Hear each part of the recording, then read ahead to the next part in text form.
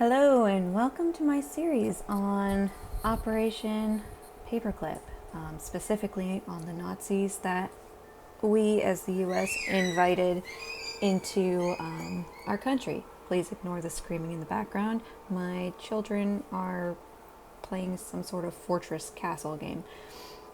Anyway, I originally had this video done and uploaded, and then I just finished the second video today, only to find out that the audio corrupted, so it was completely soundless. So here we go again. And ignore the web browser stuff over there. It's research for the other Nazis. Anyway, so this one is, the first one is Hermann Oberth, as you can see. Hopefully I can remember what the heck I talked about. So basically with most of these Nazis, if you don't really do a lot of digging, or you don't really know history of that time period and that place in the world very well, what you get from a bare basic search is this timeline. So June 25th, 1894, he was born in a small town in Austria-Hungary. He became obsessed with rockets at a young age. How innocent. 1912 through 1918, he studied at Munich University to become a doctor because his father was a doctor. And so he was like, I'm going to follow in my father's footsteps. But then he served in World War I and proposed development of liquid-fueled missiles and was rejected by the military.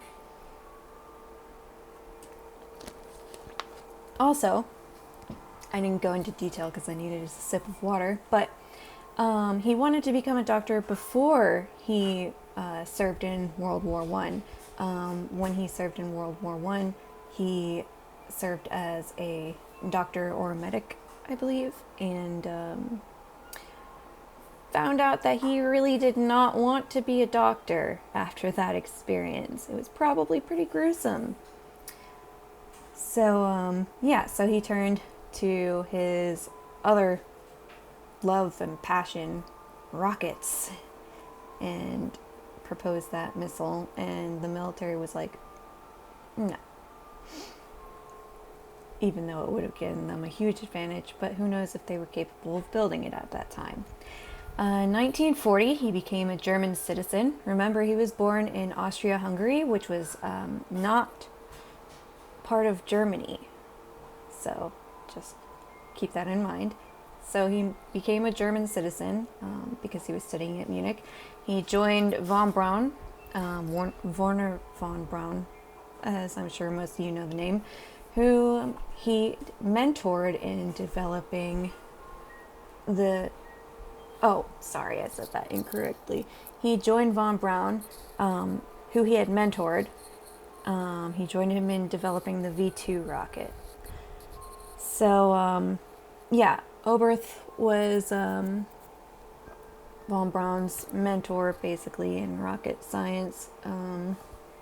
Because by that time, you see he was born in 1894. By 1940, he was old enough to be someone's mentor.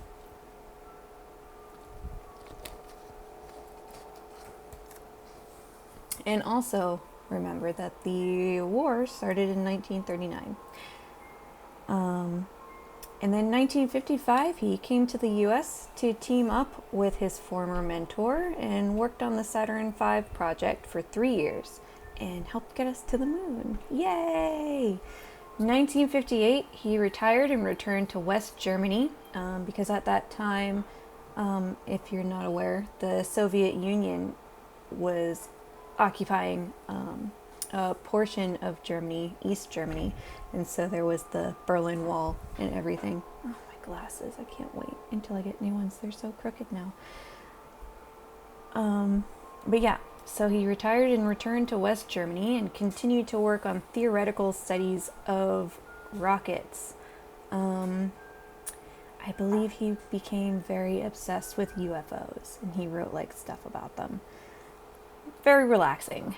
And then, December 29th, 1989, he died in Nuremberg, which is where they had the war crime trials, soon after the fall of the Berlin Wall. So he got to see that go away. Yay! He's regarded as one of the fathers of rocket science. The reason why he's regarded as one of the fathers is because there's two other men, and nobody can really like pinpoint or figure out who like started it. They all kind of like did it at the same time with the same stuff, so they just lumped him together in history with these two other men. Anyway, so that's what you get if you just like do a kind of like brief browse of him. But here's what I found. In 1941, he went to work with von Braun at Peenemünde to work on the aggregate rocket program, which is what the V2 program was called. October 1942, the V2 rocket makes its first successful flight. Hitler approves production as the Germans' position in the war worsens. Yeah, Hitler was like, oh my gosh, we need like so many of these. We need so many because I don't want to say we're losing, but we're losing. Obviously, Hitler never admitted that. Like, to the end, he was like, we're winning. So, but yeah, you get what I'm saying. August 28th, 1943, Dora, a subcamp of Buchenwald, was established. Buchenwald is a concentration camp for those who are unaware. So that means Dora is also a concentration camp. It's like a small one, though, a hub. This was to become the main hub for the V2 project, which was built. The V2 rocket was mostly built towards the end underground. October 28th, 1944. To keep up with demand, since most men were at the front, the V2 project began using slave labor, and so Mittelbau was established with 40 subcamps. So it became known as Dora Mittelbau because Dora was first.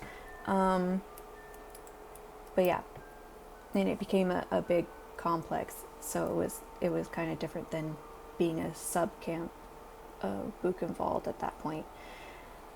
Anyway. September 1943, he received the War Merit Cross First Class with Swords, a pretty important Nazi state decoration for valiant behavior. And this was because around that point, the factories at Peenemünde were bombed. And I believe he saved some people. Some other people got like Iron Crosses and stuff for saving important documents. But yeah, the Allies bombed the factory and temporarily put them out of production, killed a few people, not the important people, unfortunately. And then they moved their production underground. But yeah, he saved people. I think he went back in after the bomb hit. 1945. By liberation, about 20,000 prisoners had died working in the horrendous conditions at Dora Mittelbau to build the V2 rockets. So, we'll just get into it.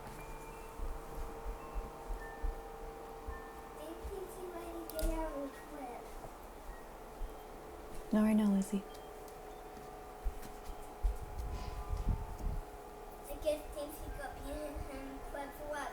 I guess so. Jesus.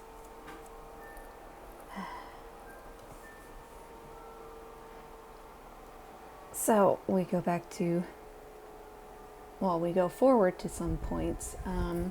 Number 1, the V2 rocket killed 3,500 people.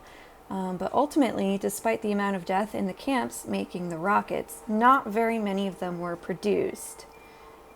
So 3,500 people are people in London and God, I can't remember the other country, but yeah, when they were hitting the Blitz.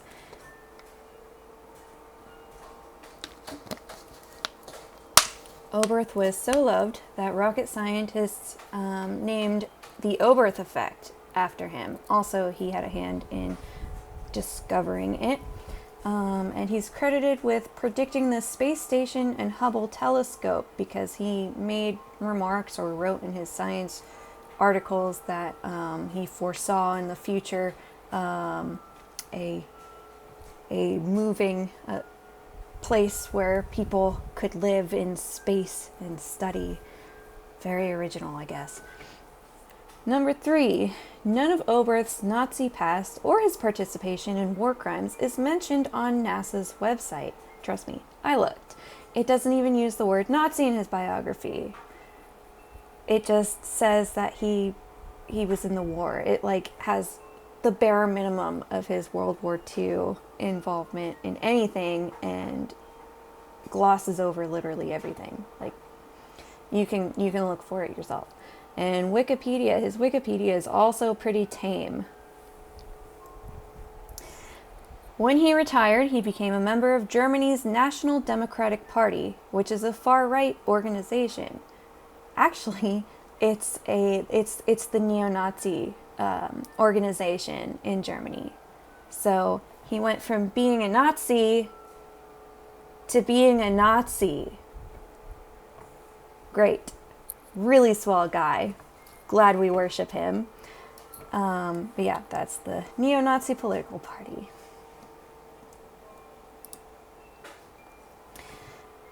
He was basically allowed free reign to travel everywhere, and he did whatever he wanted. Even though, as I think you can tell by me talking right now, he was a war criminal. So in 1945, he moved to a small town near Nuremberg with his family, which is ironic because he should have been prosecuted at the Nuremberg trials. But who am I? What do I know?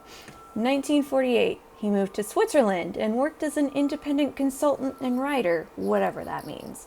In 1950, he moved to Italy and completed the research he'd started as a Nazi for them. God, I knew what this was when I did the original presentation. I think it was anti-aircraft missiles or something like that. Anti-aircraft or anti-missile defense. It was something like that, but basically it was a Nazi pet project that Italy decided to pay for. So that's fun. We're just, using Nazi things and Nazis everywhere instead of prosecuting them. 1953, he moved back to Germany and wrote a book about rocket science.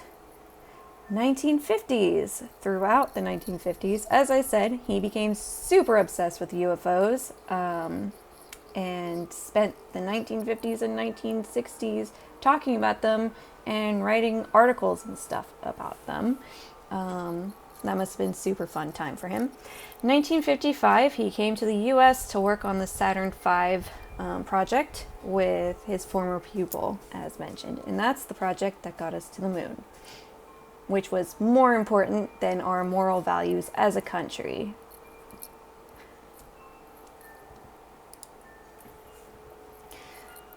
Continued from the last slide. See, he did travel a lot. 1958, he moved back to Germany to publish yet more science stuff. He just loved science stuff.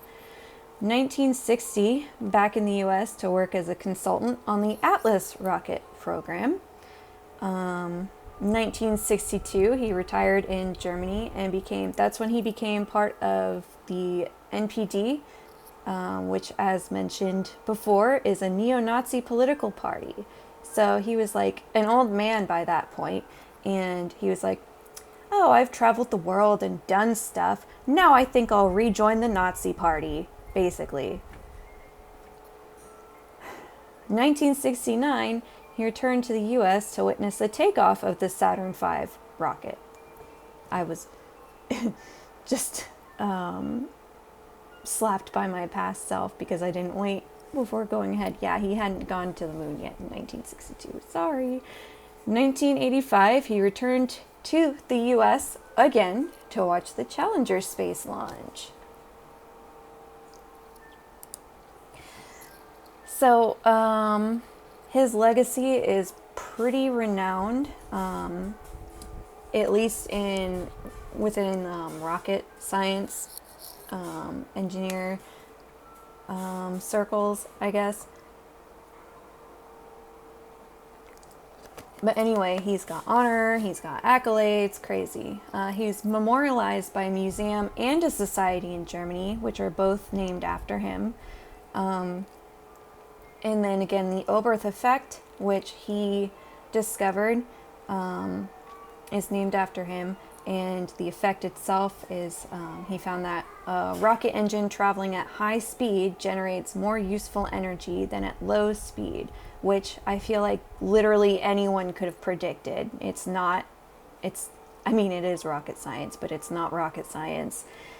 1980, he was inducted into the International Air and Space Hall of Fame. Super fun to have a Nazi on the wall there, I guess. Good job, guys. Space. Not only does he have a moon crater named after him, but he has an asteroid as well. It's named 9253 Oberth. So wouldn't it be ironic if that came crashing down to Earth? Killed by our own hubris.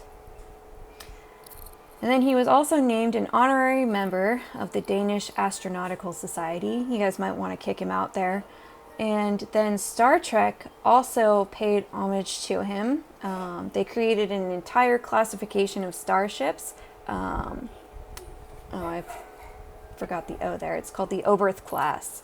USS Grissom is an example of one. And now I'm going to indicate to cut.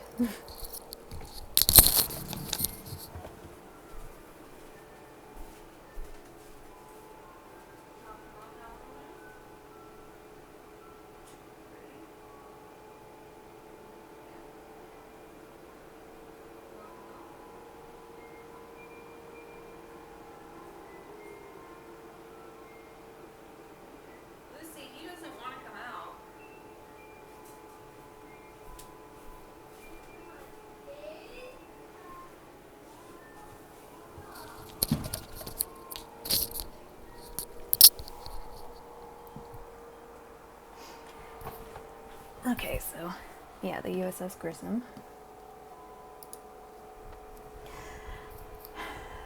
Let's go into his other legacy, the thing that makes him, in my mind, a war criminal because he's complicit. So, sorry to burst anyone's bubble, but Oberth was not someone who was forced into Nazism. I think I kind of demonstrated that. He literally joined the neo-Nazi party in, 1962. He was old.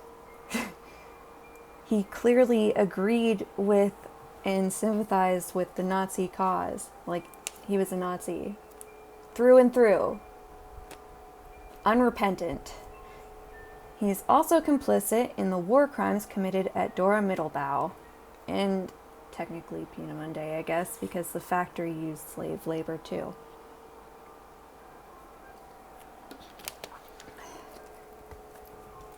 The FBI and CIA have a history of rebranding Nazis as moderates in order to justify bringing them into the country to themselves and without telling U.S. citizens. So you'll see that a lot, probably throughout every single Operation Paperclip Nazi that I cover. But basically, they wanted these scientists in because they wanted to fight, the Cold War against the Soviet Union. So the qualifications in Allen Dulles' mind and Hoover's mind was that they just had to virulently hate the Soviet Union and communism. And then it was totally justifiable to clear their record or let, super bad war criminals into the U.S. and implant them and allow them freedom, heroism, sometimes access to politics. Um, so, yeah, so they would get these war criminals and they would interview them, and the interviewee would write stuff like, you know, I don't think this guy is not a Nazi. Like, I don't think he was forced into it. And the superiors would be like, oh, well, he sounds pretty moderate to me. Let him in. I mean, there's Klaus Barbie, for an example. Okay.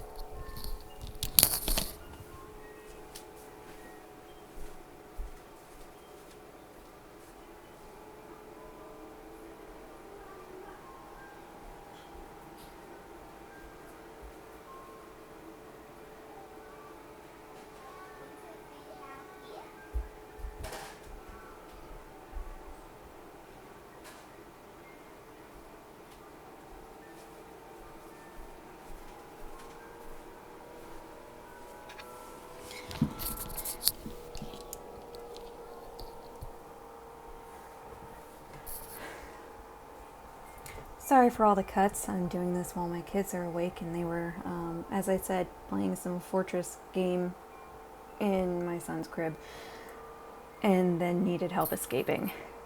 Anyway, so yeah, like I was saying, the interviewers would be like, yeah, I don't think these people are moderate. I think they're war criminals. And their superiors, specifically, usually Alan Dulles, would be like, but do they hate communism? Okay, let them through. I'll probably do Klaus Barbie at some point. He's pretty bad. Anyway, while we're here, before we go on to the next slide, let me just do a trigger warning, like a big general trigger warning. I'll put it down in the description, the same description that I had for the original video. But yeah, if you're triggered by basically any subject matter other than, I guess, anything related to sexual harassment, this would be the time to turn off the video.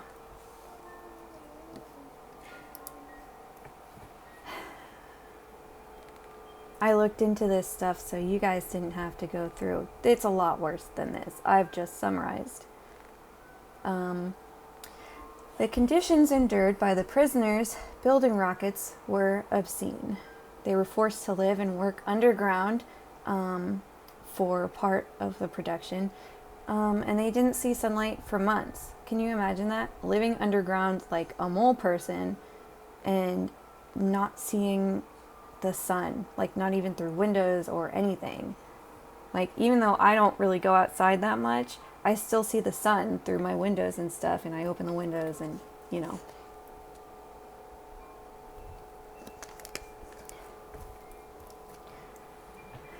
Noise, dust, and noxious gases from blasting worsened inmates' health. There was hardly any water. Their toilets were oil barrels cut in half with boards over them, but they didn't have nearly enough of those.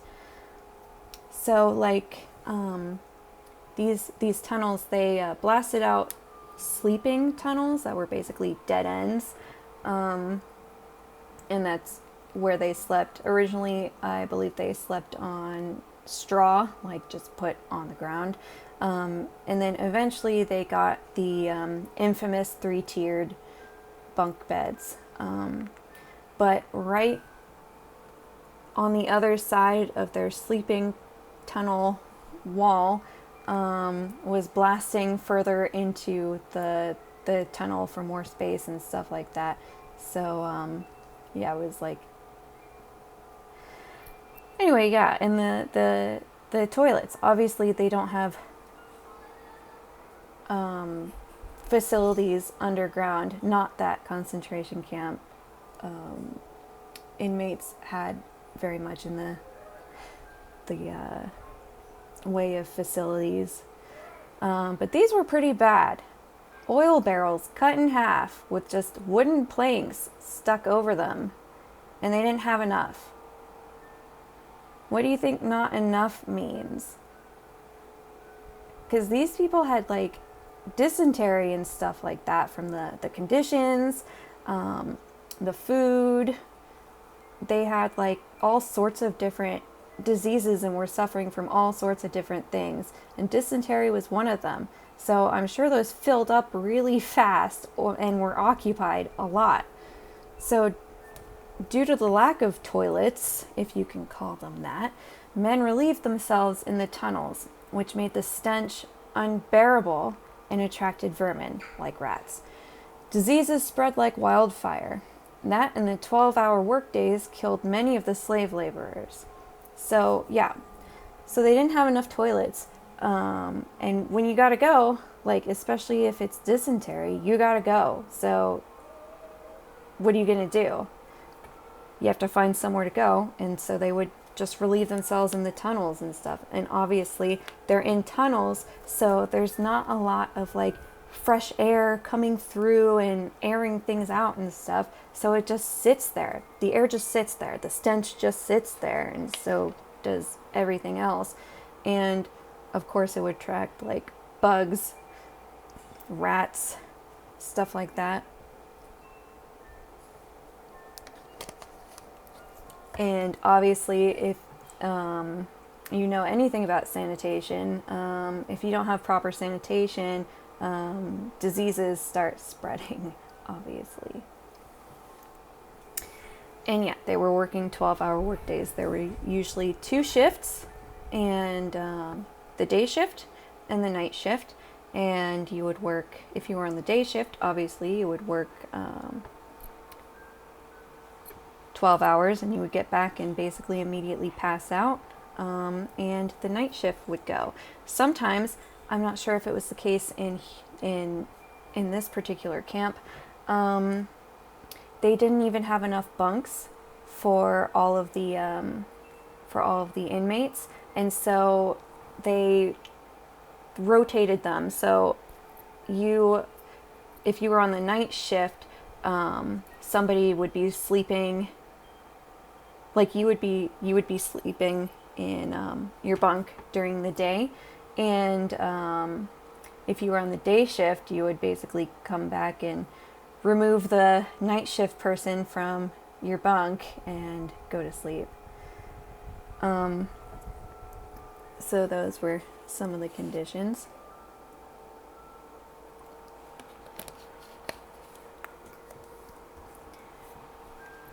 Concerned about sabotage, inmates were hung with hardly any proof of sabotage. But in reality, the acts weren't frequent enough to explain why the V2s mostly malfunctioned. Basically, it was a flawed design. If I may be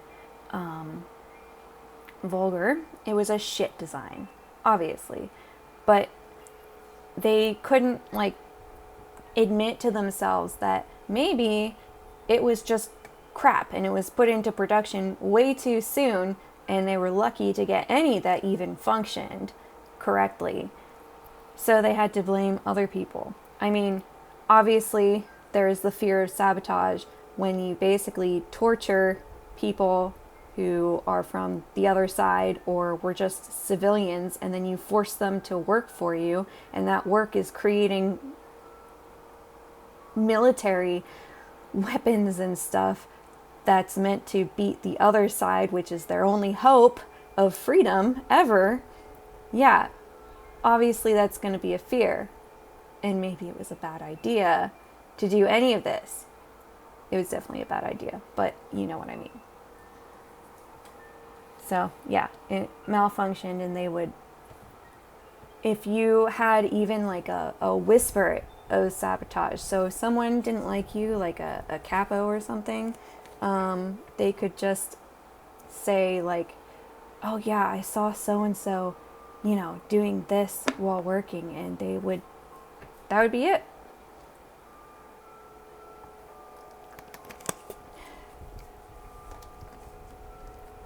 Sorry, my medicine gives me dry mouth. Inmates who were worn out or less valuable, as in not as skilled labor as they needed or wanted, were transferred to harsher work commandos or death blocks to kill off the weakest. So the commandos were basically work details, little units, and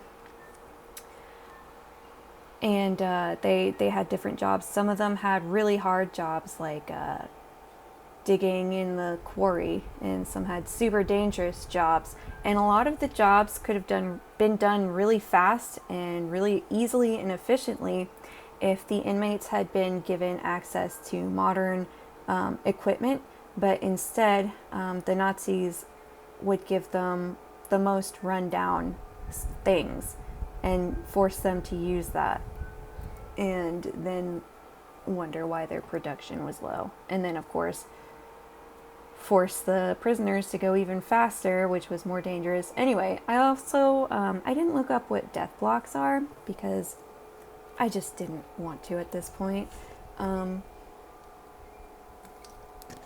I'm sure it'll come up in my research eventually. But I imagine that it's because a block was a barrack. And that's what they called them. So I'd imagine it would be a barrack that was basically separate from the others, and they would just dump these people in there to die and not feed them. That's what I'm assuming that is, and let them starve to death. Because that was a common practice in other camps. The important inmates, those who were skilled, were those inside the factory. These needed to be kept alive because it's hard to get skilled labor. They had to issue a confidential decree to German civilian workers forbidding them to beat or stab prisoners with sharp objects. So let me repeat that. German civilian workers. So these were just normal German civilians who weren't like party officials. They weren't in the SS. They weren't in the German army. They were just normal people. And they had to be forbidden from beating or stabbing people. So, like, don't ever believe it when somebody says, oh, I didn't know. We didn't know what was happening in the camps. Most of the camps were smack dab in the middle of civilization, in the middle of towns. And to do the outside work commandos, the prisoners had to be shuffled down main roads and stuff. They knew. They definitely knew. You can't buy that excuse. It's bullshit. It makes me so pissed off. I didn't know. You freaking knew. Near the end of war, death tolls rose and executions increased, especially due to rumors of an uprising to honor the October Revolution. This included mass hangings in the camps and tunnels.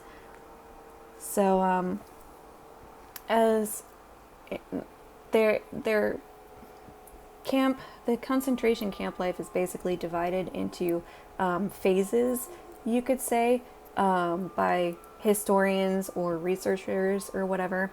The first phase is the phase that's not as bad, which is saying something. The middle phase is worse, but then there's a steep decline to the last phase, which is when they were losing. They were scrambling to hide all of their crimes and get rid of the evidence, and so they became like much more disorganized and violent and desperate. So remember, they had Russians working on this project.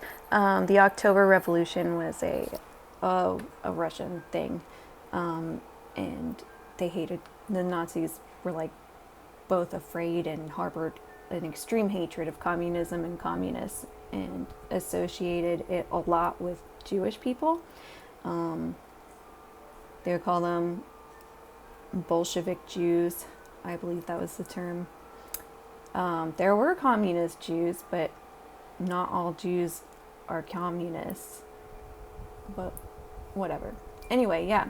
So they would hang these people by the beams in the tunnel, the support beams, and just leave them there. So you would have to walk underneath them, going to and from work, to the bathroom, to wherever you needed to be.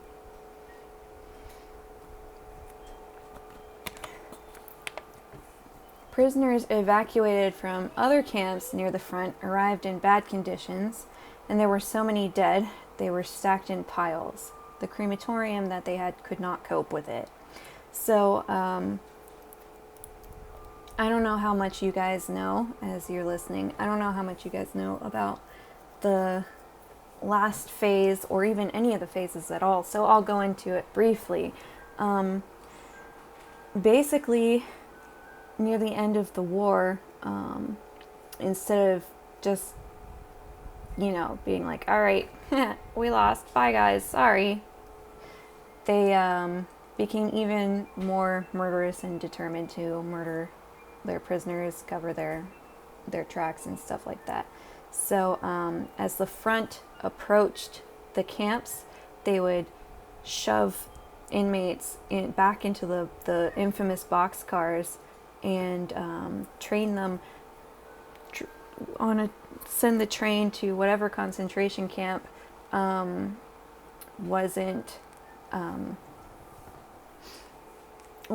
near the front or was considered safer, because by that point, by that point the kill centers were dismantled.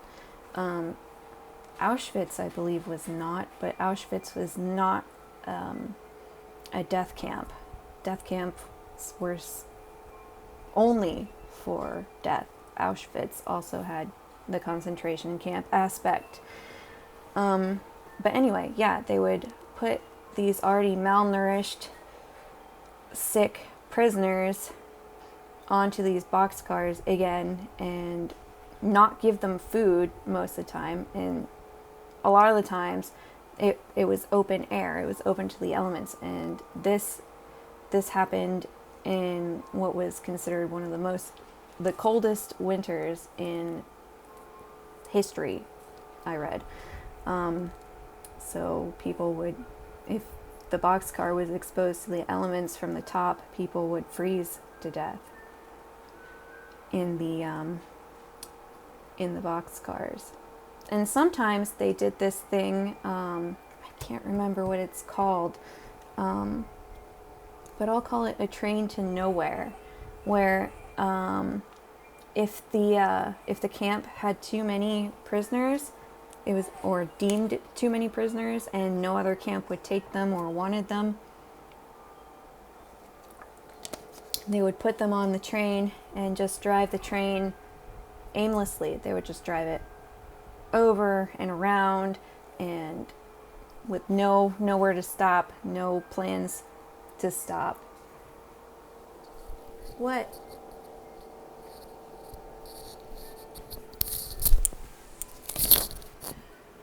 What were you doing? Is it better now? Yeah. Okay.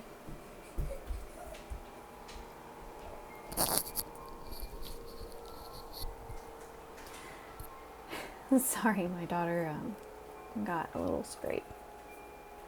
I'm probably going to cut that. Maybe.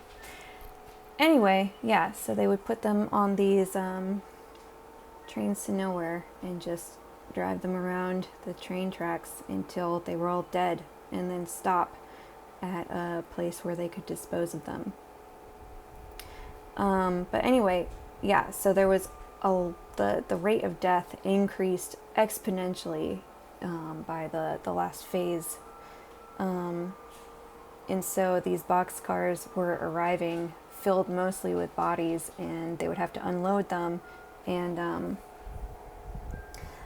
I've seen descriptions of what it was like, and the one that stands out the most to me and was used most often was that the stacks of bodies didn't look human anymore. They didn't look human. They looked more like stacked cordwood, it was said. And I didn't know what cordwood was at first. Like, this was years ago when I first started. So I looked it up, and it's just a stack of firewood. So like, if you know someone that gets super prepared for winter or uses a wood furnace or whatever to heat their home, and they have that stack lining their fence, or even just the triangular stack. That's how they would stack them. That's how it looked. And yeah, at some points, because the crematoriums weren't built to handle that much of a load, they would pile the bodies on railroad ties, it looked like a branch of railway with the steel and stuff, and they would burn it. Super great stuff. Great people. Obviously, I'm being sarcastic.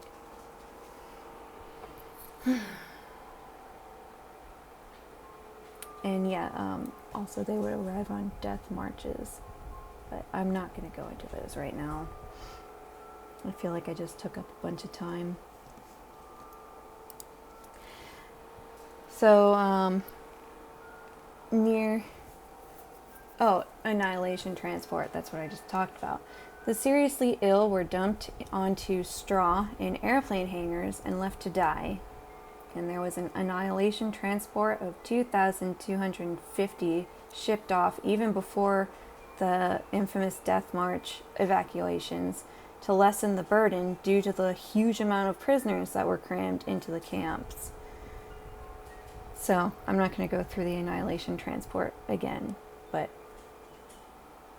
it's hard when you're looking at numbers and stuff to really fathom that each of those numbers is a person. Like, the human brain is incapable of fathoming huge numbers. It's just like, I mean, think about it. Can you contextualize 6 million in your mind? People see the numbers and forget that those are each a human being with a life, family, people who loved them, maybe kids. Those are people who would never have children. Entire generations wiped out with each person. The camp inmates suffered the same horrifying death marches as other camps, though a few hundred of the seriously ill were abandoned there. So yeah, they were left in the airplane hangars to just die because they were deemed unfit to march. During the evacuation, 1,016 marchers were locked in a barn that was then set on fire and then shot at if they tried to escape. Only about 25 survived. What now? No, they're not going to tell you what Sassy Girls. Okay.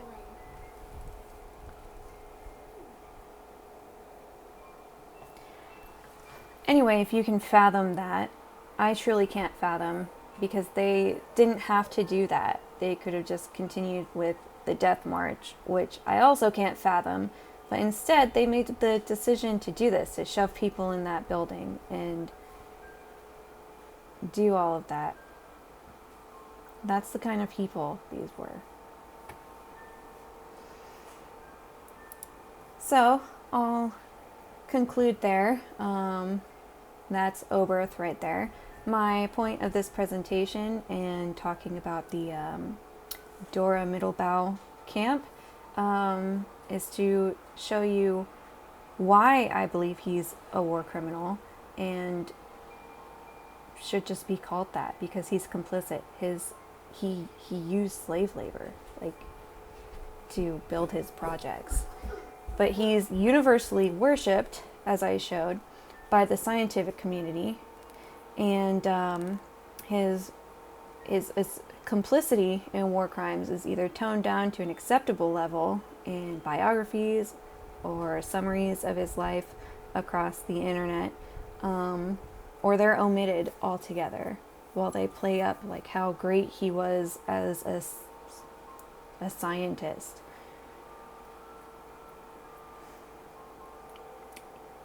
As I've said through the presentation, he should have been tried and found guilty for war crimes, but he was not. and instead he was welcomed into the United States and various other countries, and his past was hidden so that he could just be like this great scientific mind. It's despicable. It's disgusting, in my opinion.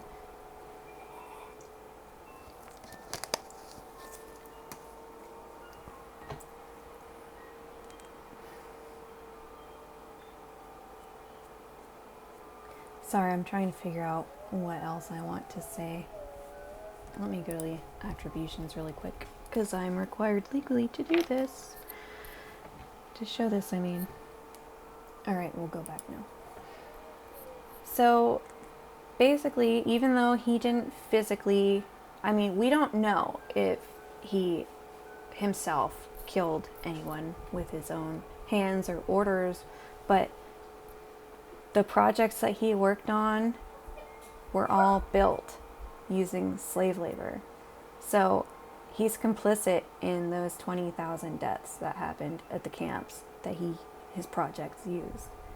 He knew. They all knew. Sometimes they visited. So even if he didn't like personally cause someone to die, he's still a war criminal. And it's crazy to me that, like, even now, it's 2021, and we're still denying the fact that he's a war criminal, and his accolades and stuff should be taken away. He doesn't have any right to them. It's like... Okay, so I'll do an anecdote. My mother, for example, she's from the generation that was encouraged to worship Werner von Braun by Walt Disney, and he's also a war criminal, but I'll get to him next. Yeah, so she's from the generation that was encouraged through a variety of ways to heroize von Braun, and she'll say things like, oh, the Nazis were terrible, everything that they did was terrible, but they were also so smart. Look at what we gained from them. I don't want to gain anything from people who do things like this.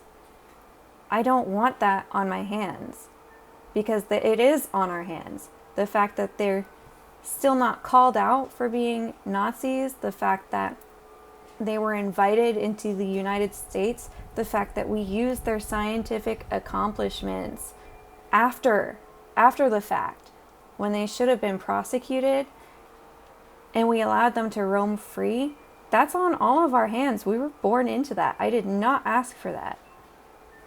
And I'm not happy about it.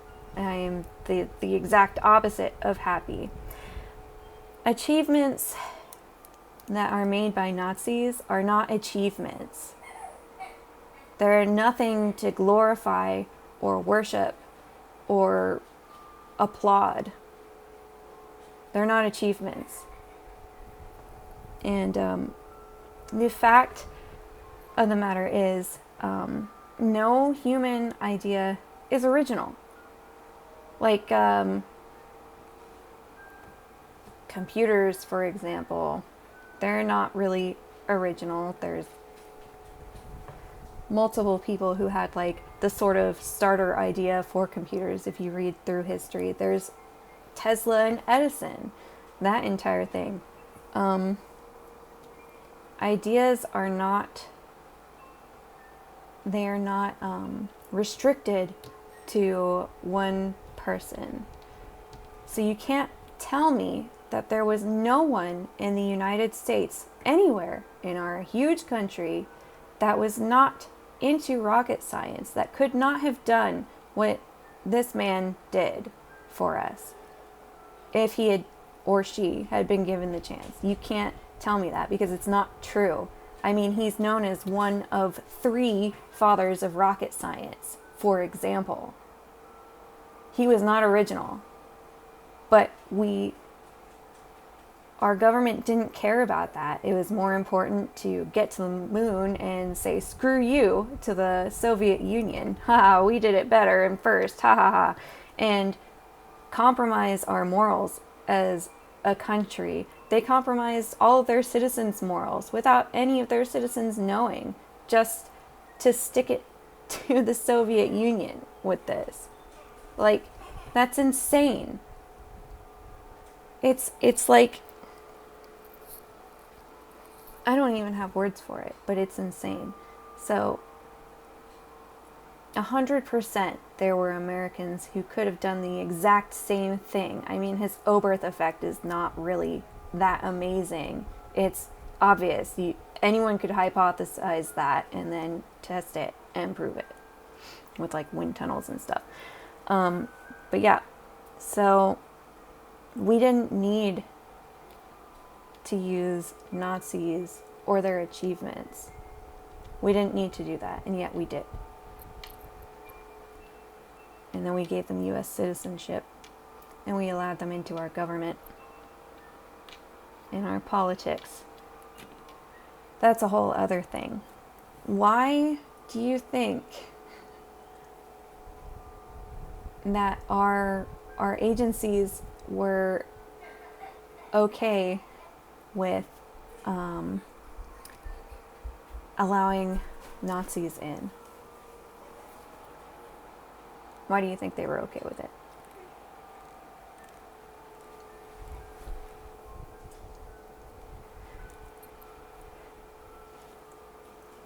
It's because there are a lot of parallels between what the US believes, at least politicians-wise, but we know it's not relegated to politicians, and what Nazis believe. Also, they were white, so they're easier to forgive. That's the truth of it. I mean, we were doing not much different in terms of racism and stuff that Germany started out doing to black people. Like, the only thing we didn't do was build giant death factories inside of our cities. Do you think our citizens would have been okay with that? I'm pretty sure like a lot of them would have been okay with that. The imagery that I've seen from those times, the World War II times, it's genocidal. It's nuts. So yeah, obviously our government, who is okay with all of that, would be okay with white supremacy, especially since we were basically founded on white supremacy and the tenets of white supremacy. And of course they'd be okay with people who utilized slave labor, obviously. Because at that time, if they could have, they probably would have.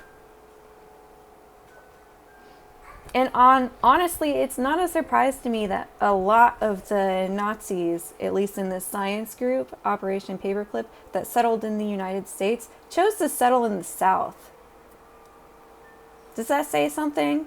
But anyway, like, if you think about the implications of all of it, how Nazis settling in the South could have affected a lot of policy there in the States, like statewide policy, and could have affected the tone of people, like the next generations and stuff, and like how they could encourage that sort of white supremacist mindset, and how if you allow them to influence government that's already like somewhat based on white supremacy, it's gonna get more fascist or more racist. And then we're going to end up with what we have today. So I'll stop there. That's my angry rant. Thanks for watching. I'll try and do the next one tonight, maybe. But maybe not.